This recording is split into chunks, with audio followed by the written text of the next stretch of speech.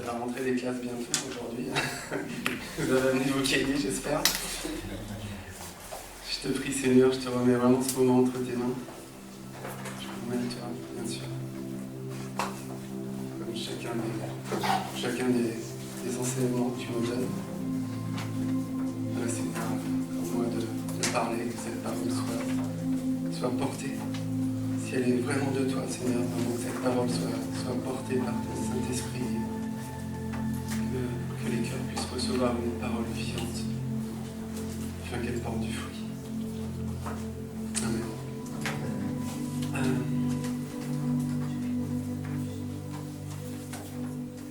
Alors, je vais continuer mes petits résumés, mais là, ça va être résumé enrichi.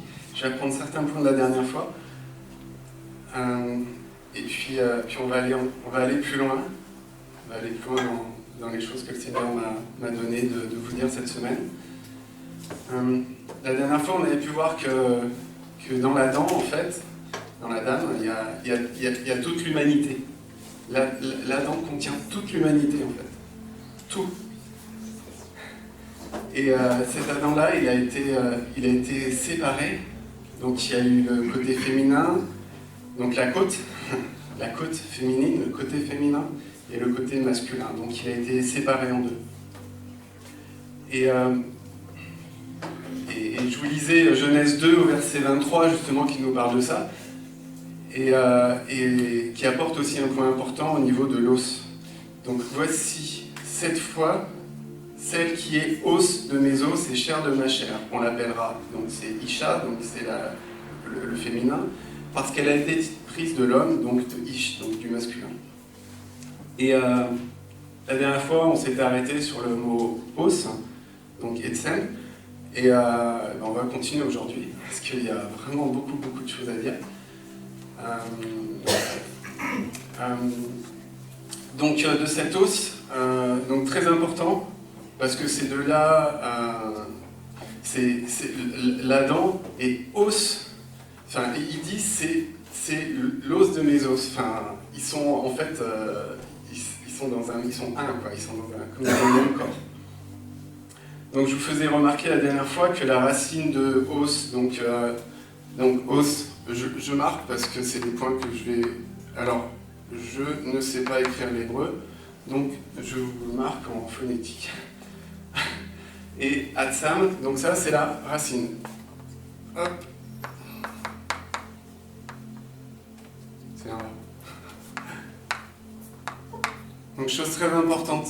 La dernière fois, Atsam, c'est être. Donc nombreux, donc j'aborde. Nombreux, mais pas seulement nombreux, aussi être puissant.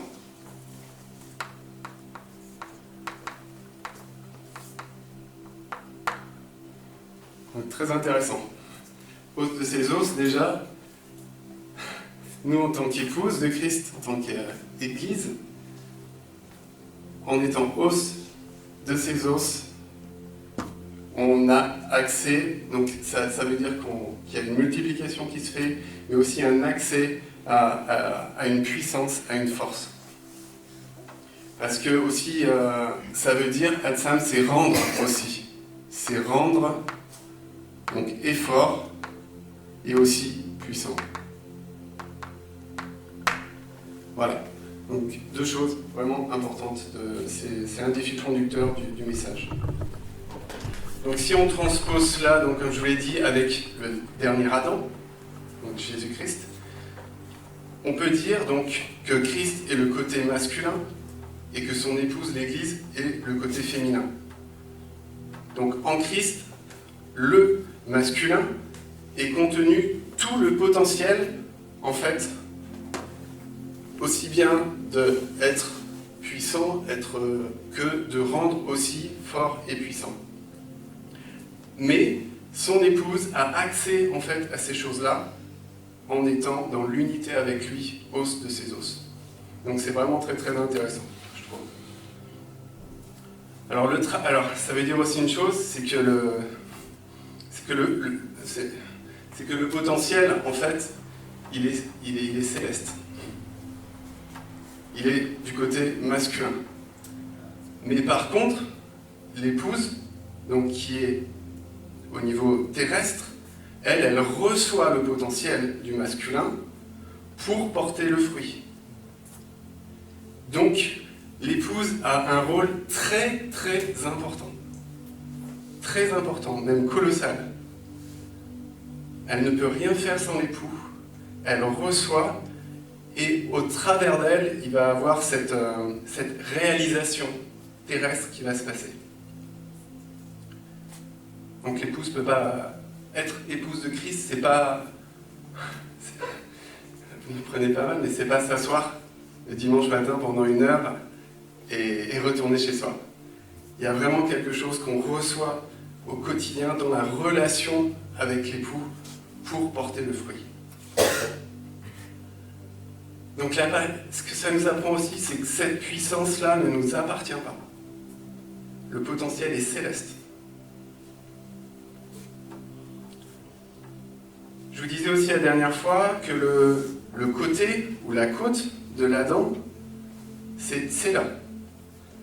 Donc la racine, je vous avais dit que c'était Tsala, et ça signifie donc Tsela, donc là pareil, hop, Tsela, l'origine Tsala, et la signification confirme complètement ce que je viens de vous dire, puisque ça signifie être boiteux. Donc l'épouse porte en elle, en fait, une faiblesse. Une faiblesse. L'épouse, nous tous, enfin, je ne parle pas qu'aux femmes, bien sûr, vous comprenez, on est tous concernés. On est tous dans cette position de faiblesse. On a tous besoin, en fait, d'un appui. On a tous besoin de stabilité.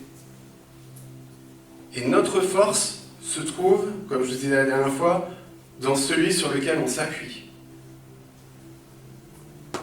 Dans le potentiel, dans le masculin. C'est là qu'on trouve notre stabilité. On a été séparés.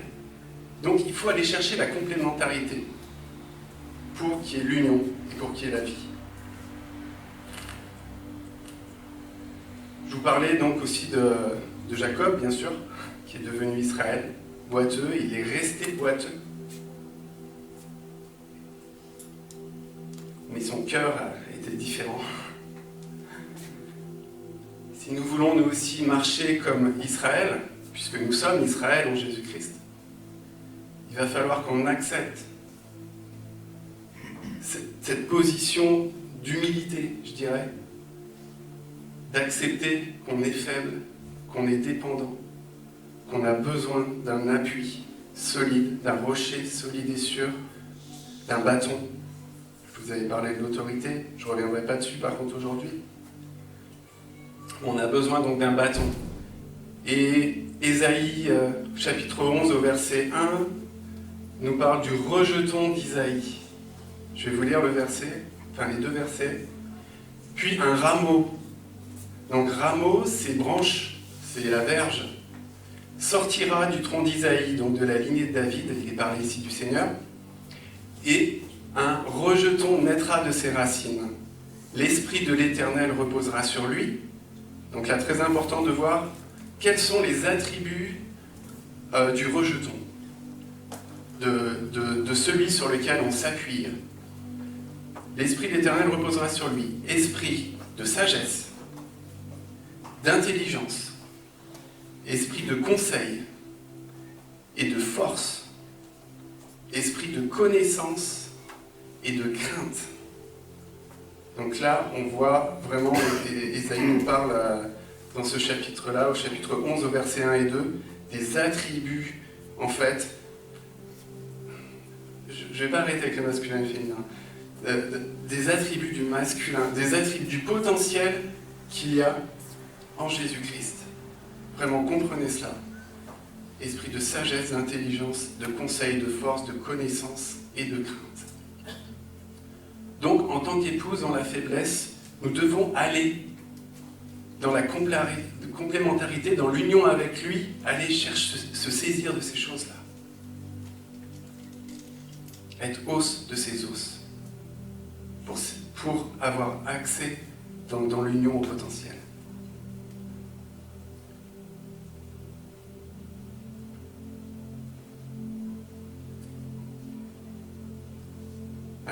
petite parenthèse, l'échange est valable entre l'épouse et le Seigneur, mais l'échange est aussi valable si l'épouse va voir ailleurs. Celui qui est adultère avec une prostituée ou avec une autre femme devient aussi comme une seule chair avec elle. Donc, cet échange est aussi valable quand l'Église se détourne de son Seigneur, quand l'Église va voir ailleurs pour ce qui lui convient. Et ailleurs, c'est forcément un esprit de mort, si ce n'est pas le Seigneur. Donc l'esprit de mort aussi travaille. Il a une puissance, bien sûr, sinon il ne pourrait pas séduire. Il y a une intelligence, il y a une forme de sagesse, il y a de la connaissance aussi. On peut retrouver aussi tous les attributs. L'adversaire propose aussi tous ces attributs qui sont des falsifications de l'original, mais il propose quelque chose. Je referme une petite parenthèse. Donc je terminais la dernière fois aussi par vous parler de l'Égypte, qui est un bâton aussi, qui a une puissance, qui est un gouvernement, une autorité, et dont le but est de frapper. De frapper pourquoi ? Pour ne pas que le peuple aille au-delà des limites. Donc je vous disais que ce n'était pas le bon bâton qui reprend l'enfant pour qu'il grandisse, c'est celui qui le frappe et qui le brise intérieurement, qui l'enferme. Mais Moïse, donc l'espérance que nous avons, c'est que Moïse leva le bâton qui est au-dessus de toute autorité. Il le leva pour libérer son peuple, le peuple du Seigneur. Je n'avais pas lu la dernière fois ce verset-là, je l'ai retrouvé cette semaine, dans Ésaïe 36 au verset 6, au sujet donc de la confiance dans l'Égypte. Il est écrit, voici tu l'as placé. Tu l'as placé, c'est la confiance. Tu l'as placé dans l'Égypte. Tu as pris pour soutien ce roseau cassé qui pénètre et perce la main de quiconque s'appuie dessus. Quiconque met sa confiance sur ce roseau-là aura la main percée. Tel est Pharaon, roi de l'Égypte, pour tous ceux qui se confient en lui.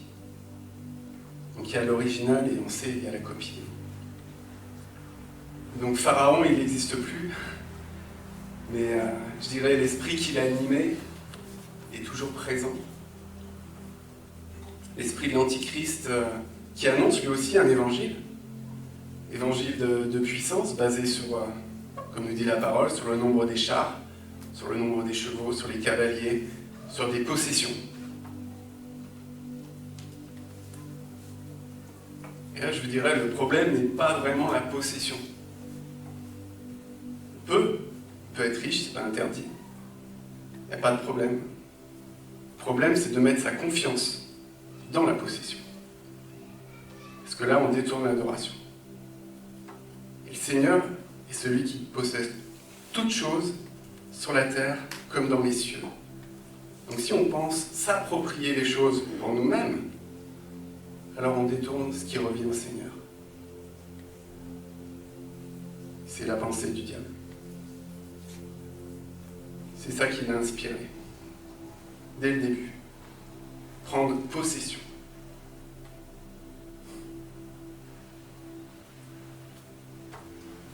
Je travaillais sur ce message, je me disais vraiment que j'ai vraiment une pensée.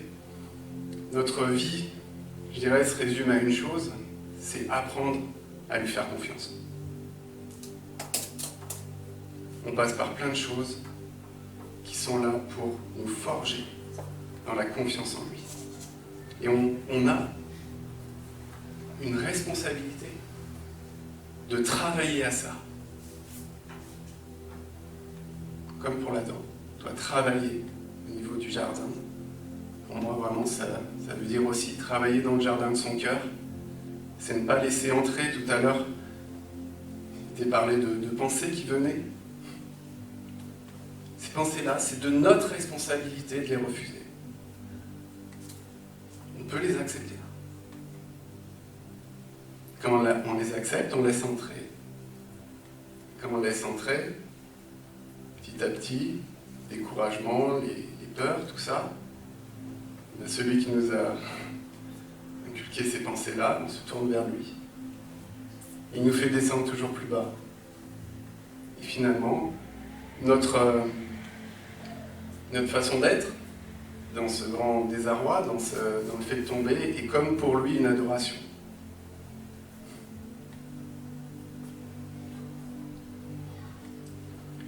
Alors en rapport avec l'esprit de l'Égypte, donc cet appui basé sur le nombre des charges, j'ai regardé les Écritures pour savoir où ça pouvait commencer. Où est-ce qu'on voit ça? Mais il n'y a pas besoin d'aller bien loin. Genèse 4. Genèse 4, on commence par voir tout de suite après la chute d'Adam et Ève. Alors peut-être qu'il y a avant, je ne sais pas, je n'ai pas trouvé. Mais en tout cas, en Genèse 4, au verset 1, Adam connut Ève, sa femme. Elle conçut et enfanta Caïn. Déjà, là, il y a la possession qui est là. Caïn signifie artisan, forgeron et possession. L'artisan, il fabrique de ses mains, il bâtit quelque chose, bâtit son œuvre, possède. C'est pour posséder. C'est en fait, posséder, c'est quoi? C'est devenir maître. Donc Caïn, ça a deux significations, son nom a deux origines. C'est vraiment intéressant de creuser.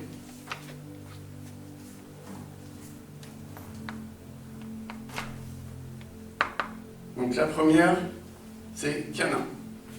Obtenir, acquérir, créer, acheter. Donc je vais mettre posséder.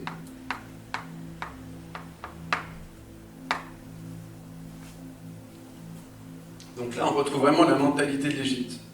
La pensée du serpent qui veut que nous soyons comme des petits antichrists à avoir toujours plus soif de possession, de se rendre maître, d'être dans la... il veut nous emmener avec lui dans sa révolte, en fait, dans la pensée de sa révolte, sa rébellion.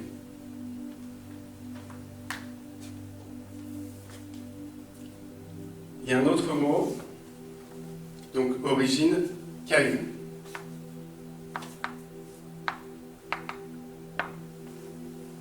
Alors, pardon, Y. Voilà, allez. Y, Caïn. Alors, Caïn, ça veut dire la lance. Quand j'ai vu ça, j'ai fait Seigneur, c'est magnifique.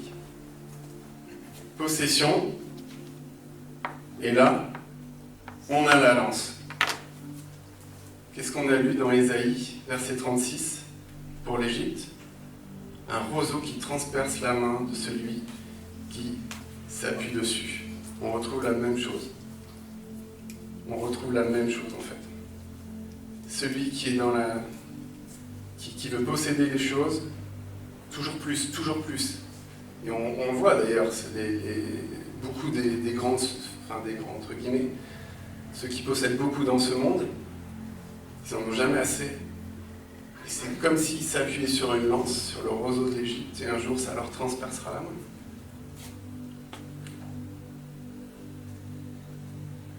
Caïn, il est parti. Il s'éloigna, la parole nous dit, il se détourna de la face de l'Éternel et il habita dans la terre de Nod. Nod, c'est l'exil, c'est la fuite et c'est l'errance. Donc sa soif de possession l'a entraîné dans l'errance. Pas dans le repos, mais dans la fuite continuelle de la face de l'Éternel. Et juste pour terminer avec Caïn, il y a un mot dans l'hébreu qui est très proche de Cana, donc de posséder. Et c'est aussi, alors je connais pas l'hébreu, mais je pense que vraiment le Seigneur un jour va me faire apprendre, va me bénir d'apprendre cette langue. Donc c'est un QANA apostrophe. Donc en phonétique, ça s'écrit comme ça. Et là, on voit que c'est très proche, pour ceux qui connaissent l'histoire d'Abel et Caïn, puisque ça signifie la jalousie. La possession et la jalousie sont vraiment très très proches l'une de l'autre. C'est l'envie aussi.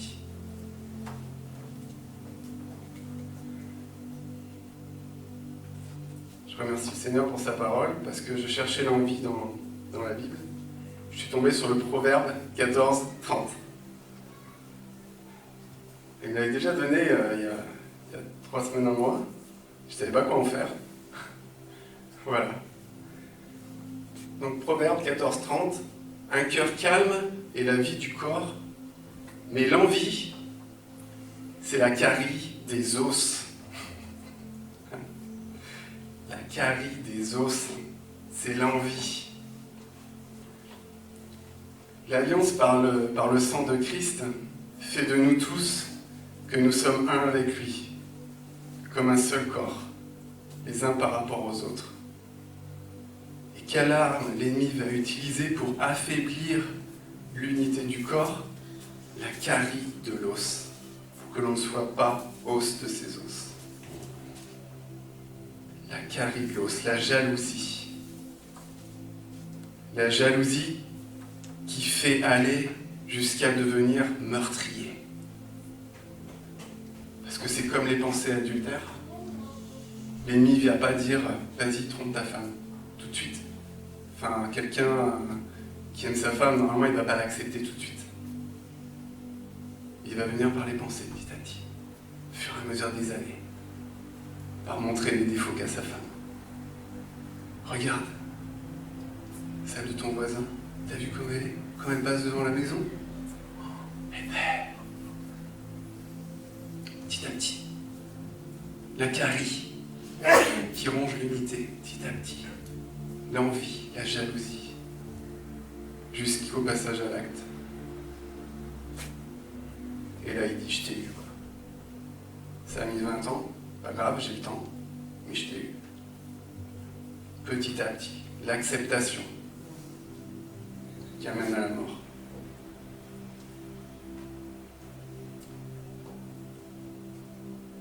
Donc j'étais passé dessus rapidement la dernière fois, Etsem, donc os, mais là je voulais rappeler. Etsem, donc l'os, il signifie aussi d'autres choses.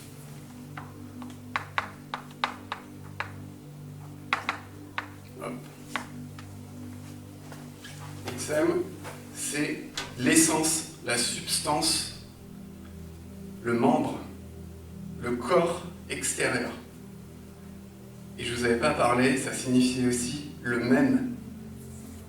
Vraiment, os de ses os, c'est devenir le même. Être os de ses os, c'est être semblable à lui, de la même substance, un membre de son corps.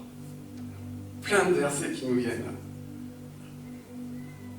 Sa racine, c'est Atsam, être nombreux, donc il y a la multiplication, c'est rendre fort et puissant.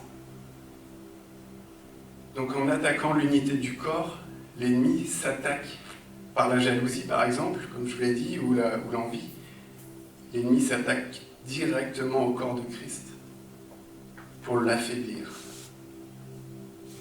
pour l'empêcher de se multiplier et d'être puissant. J'ai regardé les versets qui contiennent les premiers versets parce que je n'ai pas tout regardé. Il y en a dans les Écritures, bon, il y en a 108. Mais pour les premiers, où on trouve Etsem. Et j'étais vraiment surpris. Donc bien sûr, on trouve Genèse 2,23, c'est le premier. Et l'homme dit, voici celle qui est os de mes os et chair de ma chair. Ça, c'est le premier. Mais le deuxième a vraiment pris une autre dimension pour moi. Ça a été vraiment... voilà, c'est Genèse 7 au verset 13. Genèse 7 au verset 13. Surprenant. Je vais vous le lire. Ce même jour entrèrent dans l'arche de Noé, Sem, Cam et Japheth, fils de Noé, la femme de Noé, et les 3 enfants de ses fils avec eux. Ce même, c'est quoi? Os. Os, jour, si je dis en français littéralement, Os, jour, entrèrent dans l'arche de Noé, Sem, Cam et Yafet. Os, ils rentrent dans l'arche de la grâce, ils rentrent comme dans le corps de Christ, et ils deviennent os. Jour, comme une... Pour moi, le jour, c'est là que ça me fait toujours penser à la création, quoi. C'est pas un hasard s'il y a os et jour. C'est le jour où ils deviennent os. Ils entrent dans l'arche. Je trouvais ça vraiment, vraiment magnifique. Ils sont entrés. Ça nous parle bien sûr prophétiquement de nous qui entrons aussi dans le corps du Messie. Puis le verset suivant, Genèse 17, 26. Donc Genèse 17, verset 26. Ce même jour, encore une fois, Etsem, qu'est-ce qui se passe? Abraham circoncis, fut circoncis, ainsi qu'Ismaël son fils. La circoncision, le signe de l'alliance pour que les deux deviennent os de ses os. Ce même jour, Etsem jour.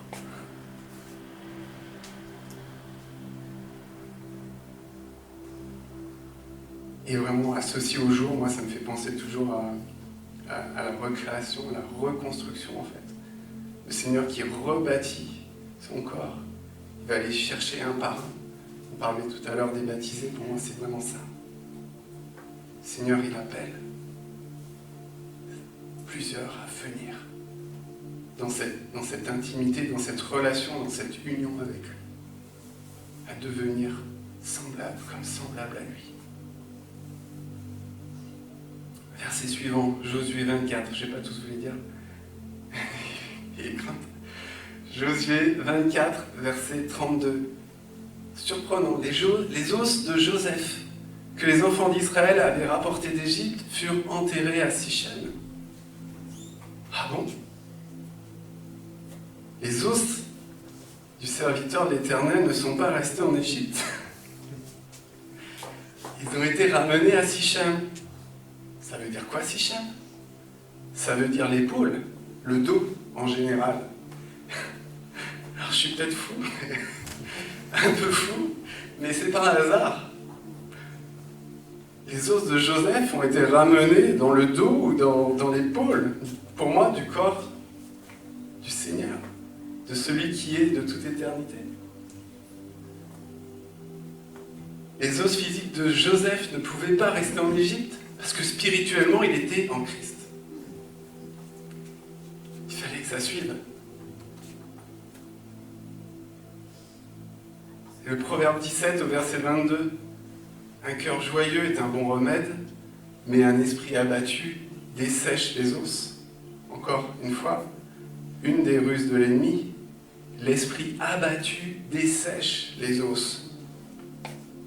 Et la version Stern dit, mais le découragement, il mine, donc il mine petit à petit comme un mineur, il creuse, il mine comme la carie tout à l'heure. Il mine quoi? La force. Donc on retrouve. Là où le serpent veut toucher Etsem, veut toucher le corps de Christ. L'esprit de découragement, il mine la force, il dessèche les os, il empêche, il atténue la joie du Seigneur qui est notre force. Petit à petit, comme un bouchon. Ça va grandir, et puis ça empêchera que ça coule, ça empêche que la sève, elle aille jusqu'au bout des branches. Et puis un jour, la branche, si on va trop loin dans ces choses-là, elle sèche, elle meurt. Découragé.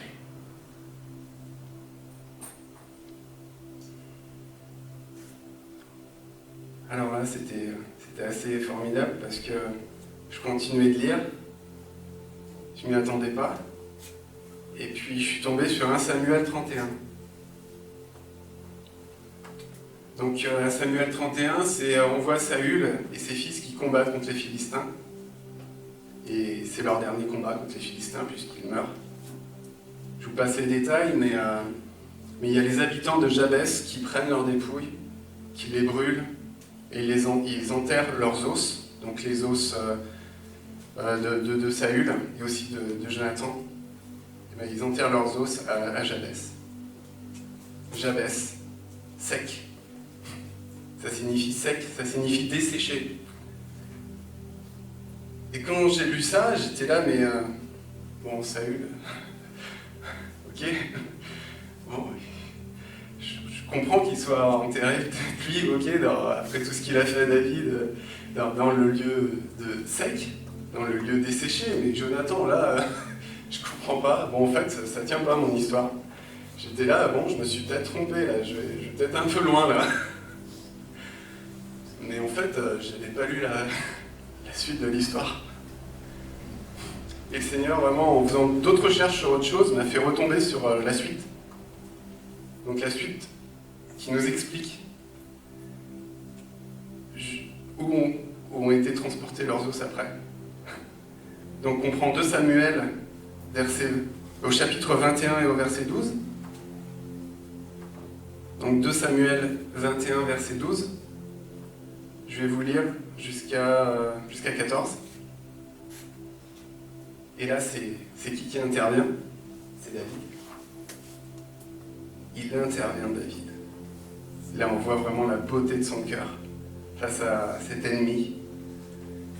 Et David alla prendre les os de Saül et les os de Jonathan, son fils, chez les habitants de Jabès. Donc il va à Jabès, David, en Galade, qui les avait donc enlevés de la place de Beth-Shan, où les Philistins les avaient suspendus, donc lorsqu'ils battirent Saül à Gilboa. Il emporta de là les os de Saül et de Jonathan, son fils, et l'on recueillit aussi les os de ceux qui avaient été pendus.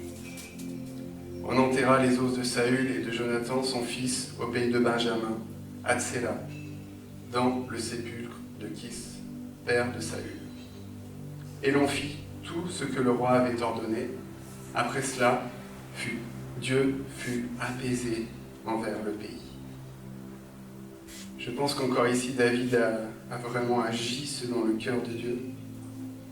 C'est pour ça que le Seigneur a été apaisé.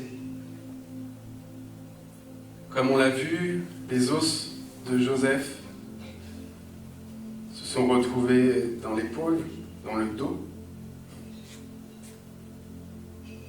Bien par la grâce immense du Seigneur, les os de Jonathan et de Saül sont pris de Jabès, donc du lieu desséché, de cette vallée, j'ai envie de dire presque, ça me fait penser à Ézéchiel, cette vallée des ossements desséchés, et ils ont été transportés à Tsela, dans la côte.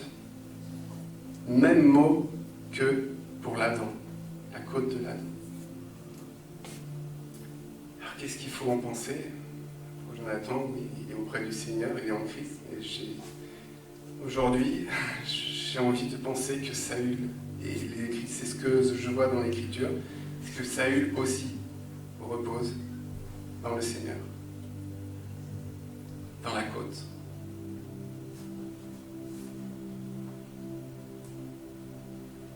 Os de ses os. Et je vais juste finir par une chose. Je cherchais des choses aussi qui nous parlent dans la biologie, parce qu'il faut regarder ces choses-là, elles nous parlent vraiment du Seigneur. C'est important. Et dans la science. Et je suis tombé sur un article scientifique de 2019, donc c'est pas très très vieux. Alors en gros, ça c'est un os. Voilà. Donc vous avez la moelle osseuse. Et donc après il y a les veines. Il y a les veines, voilà, qui vont passer. Tac. Il y a bien sûr toute la nourriture qui passe dans le sang, l'oxygène. Et les scientifiques se sont rendus compte qu'à l'intérieur des os, il y a plein de petits micro-vaisseaux qui sont présents. Et qu'en fait, ces micro-vaisseaux permettent de prendre en fait ce qu'il y a dans le sang au niveau des veines. Il y a vraiment une communication entre l'intérieur de l'os et tout le réseau extérieur général, je dirais, par les veines et les artères.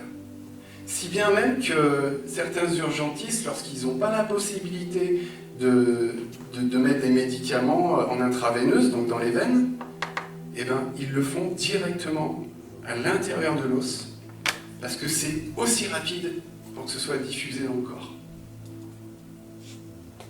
C'est aussi rapide. Donc si on transpose ça, qu'est-ce que ça signifie? Que lorsqu'on est os avec le Seigneur, os de ses os, ça signifie qu'on peut dire qu'il y a cet échange-là entre Christ et nous, performant, vraiment, un échange très performant, et ça veut dire aussi qu'on reçoit de son sang, que son sang à lui coule dans nos veines à nous.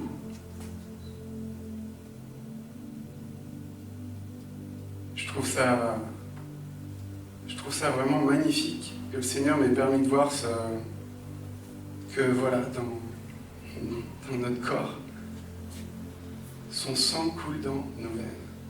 Et quelle espérance, quelle force, quelle complémentarité entre le masculin et le féminin de savoir ça. Si son sang coule dans nos veines, alors l'espérance que nous avons, c'est qu'un jour, ce précieux sang qui contient la vie éternelle, qui contient tout, tout, je sais pas, ce précieux sang un jour va complètement engloutir tout ce que la mort peut contaminer dans le corps de Christ. Parce que le sang de Christ coule vraiment dans son corps et va jusqu'à aller dans les os. Et là, on comprend pourquoi Etsem, l'os veut dire le même. Parce que par les échanges, vraiment, il y a même le sang qui coule. Il y a même le sang qui est communiqué à l'intérieur de l'os. Pour que les deux deviennent comme une seule chair, comme une seule personne. Donc voilà ce que je voulais vous partager aujourd'hui. Et je rends grâce au Seigneur vraiment pour m'avoir guidé complètement cette semaine, parce que voilà, c'est pour sa gloire. Amen. Vraiment Seigneur, je te prie, j'espère que voilà, merci, tu sais toutes choses, et vraiment je te rends grâce que c'est vraiment ce message, Seigneur. Je te prie vraiment qu'il puisse vraiment nous apporter une autre dimension, nous faire aller plus loin dans ce que nous sommes en tant qu'épouse, à comprendre encore plus, Seigneur, quel est le rôle de ton épouse, qu'est-ce que toi tu as accompli, là où nous devons aller. Comment nous tourner vers toi pour marcher avec puissance, pour marcher avec force, pour marcher dans cette espérance vraiment, et être vraiment un témoignage que tu es,